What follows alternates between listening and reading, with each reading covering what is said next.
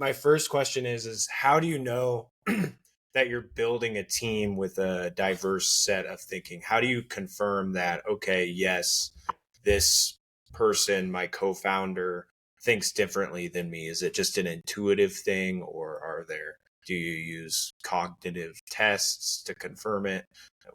What are your thoughts there? In an ideal world, you would do some form of testing, but it very rarely happens because it often kind of gets in the way of good dialogue. And what I've tended to find is that real understanding of who people are, what they're about, and what they stand for typically comes through spending time and developing relationships with people. So I would always be saying that, particularly, if you're looking for a co founder or you are starting to think about expanding your team, that you're having a series of conversations with people that doesn't just happen within a space of a week, that you're digging a bit deeper. So you're wanting to understand. So typically, people tend to focus on the things that are easier to talk about, the tangible things. So understanding someone's skills, what they've done in previous jobs, maybe what some of the challenges were in those jobs. But actually, you need to get a lot deeper than that. You need to kind of understand the kind of things that make someone tick, the kind of things that get under their skin, the kinds of things that they get excited about.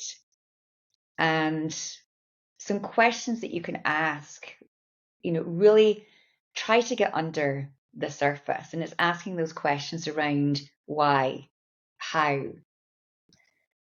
when did you find that more frustrating? How did you pull your team through that really challenging experience? So you're trying to get more richness of how has that person handled the highs, how have they handled the lows? Asking questions like, what are the kinds of things that you get so excited getting out of bed in the morning that you just cannot wait to start your day? What are the things that actually, if you could avoid and had a way of getting out of it, you would avoid like the plague? So it's those questions that take you more into somebody's mindset, somebody's values, what they care about. Also asking people about their lives. Because when people start to tell their story, it gives you these glimpses into who they are and what's important to them.